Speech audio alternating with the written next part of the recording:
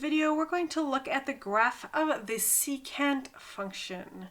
So we're going to see how the graph of y equals secant, let me actually go here, y equals secant of x is related to y equals cosine of x. And remember that secant is 1 over cosine of x. All right, and cosine will at some point be equal to 0. And that's the same with cosecant. At some point, cosecant will be equal to 0.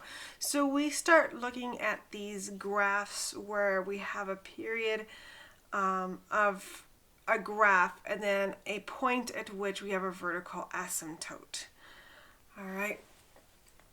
And if you've watched the tangent function graphing, you saw that we do have those vertical asymptotes and they happen at a certain period away from each other. All right, so let's look at this. Let's grab my graph. Here's my graphing paper. And then I'm going to use these blues for my markings. So I'm going to grab this, move this over here, draw my y's, flip this 90 degrees, flip this 90 degrees, grab my x's,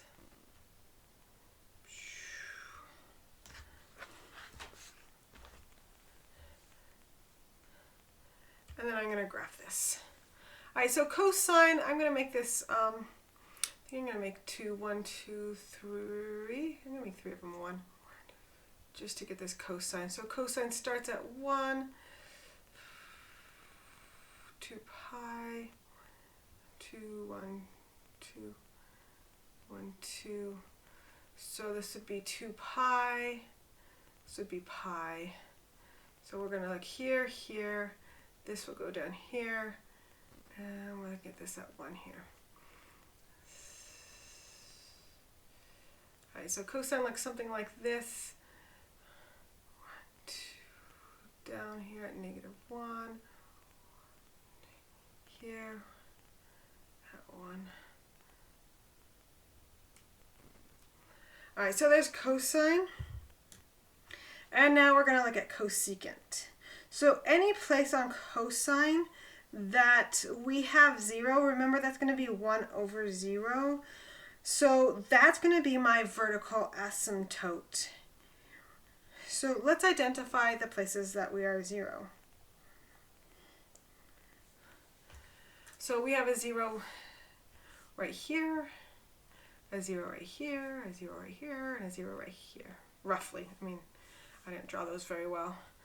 So these are the points. Remember that the secant is going to be 1 over the zeros. So secant here would be a vertical asymptote.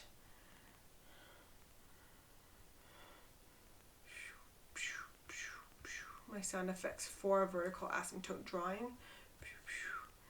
Then right here would be, well, closer to here would be a vertical asymptote.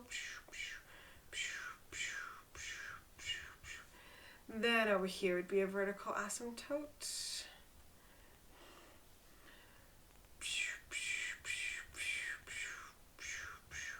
Then right here would be a vertical asymptote. I should have picked a different color. It's the color I went with, and now I thoroughly regret it. But there are my vertical asymptotes. So what's happening between the vertical asymptotes? Well, if we're going to do 1 over each of these, let me see if I can get a color that shows up pretty well. That shows up pretty well. If we're going to do 1 over this, what we're going to start looking at is that 1 over 1 is 1. 1 over like a fraction here. So we're looking at fractions after this. Like 1 over 1/2 would actually be 2. Things like that. So what we're actually looking at is my graph looking kind of like that. That is not the nice graph. These are negatives. Notice how they're negatives between these 2 points.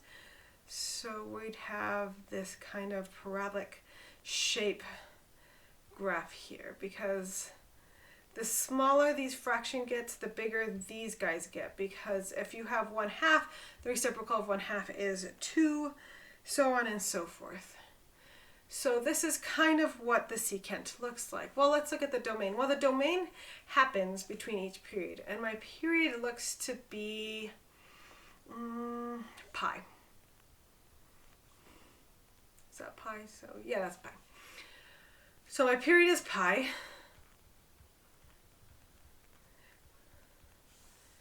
And then my domain, that means my domain will look something like the tangent domain, where x and x cannot equal pi over 2 plus n pi, because that will repeat itself over and over again for every period, which our period is pi, where n is integer n. My range, on the other hand, let me pick a better color. I always pick that blue. Every video I think I pick that blue. And every video I have to say, let me pick another color. My range is going to be, if we look at this, my range is always -1. So from -infinity to -1, and then 1 to infinity.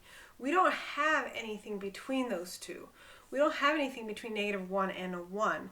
So that puts our range at -infinity to -1, and then 1 to infinity.